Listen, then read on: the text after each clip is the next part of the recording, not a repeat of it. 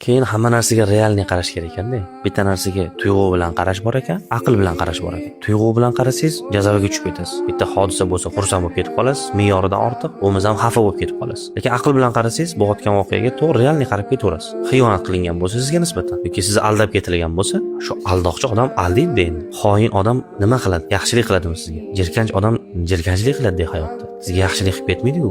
Sizga yordam qilmaydi-ku odam. Faqat sizdagi muammo siqilish nima desa, siz uni xoin ekanligini bilmagan bo'lasiz. O'sha joyda qiynaladi odam. U xiyonat qilgani uchun emas. Xoin odam shuni xiyonat qiladi o'zi. Bu yerga insonga ta'sir qiladigan narsa, siz uni xoin emas deb bilganingiz. Ya'ni aldanganingiz. Lekin xolis yaxshi odamning tabiatida aldanish bor. Aldash emas. Shuning uchun inson aldayaptimi, aldanyaptimi deb turib ham baho berishingiz bo'ladi. Tuyg'u bilan qaraydigan bo'lsangiz, hamma narsa o'zgarib ketadi. Insonning tuyg'ulari aqlini boshqarishi uni halok qiladi. Insonning tuyg'ularini va instinktlarini o'zi boshqarish kerak, aqli boshqarish kerak, aqlan boshqarish kerak. Hayvondan farqimiz shuku, tuyg'ularimizni va instinktlarimizni kontrol qilamiz. To'g'ri, bir xilda insonmiz, xato qilib qo'yamiz, nimadir ish bo'ladi. Lekin bitta to'xtab olish kerak ekanda, nazar solish kerak ekan. Nima bo'ldi hozir? Kim nima qildi? Kim yomonlik, kim yaxshilik qildi? Yomonlik qilgan bo'lsa, iflos odam ekan. Bo'ldi, shu yarashganda shu odamga. Nimaga bunaqa qildi? Bunaqa qilmasa bo'lardi-ku. Men mana bunaqa qildim. Yo'q, bu hayot siz xohlagandek bo'lmaydi. Siz yaxshilik qilasiz, sizga yomonlik qilishadi. Siz rostgo'y bo'lasiz, sizni aldashadi. Mana shunaqa hayot bu.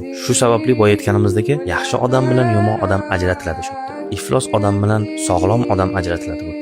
Shu sababli yomonliklar borki, yaxshiliklarni ajrata olasiz. Yaxshiliklar borki, yomonliklarni ajrata olasiz. Boya aytganimizdagi samimiy, xolis odamning tabiatida aldanish bor. Doim iflos, xoin odamning tabiatida aldash bor. Siz aldanyapsizmi, aldanyapsizmi? Shunga qarab ham ajratsangiz bo'ladi.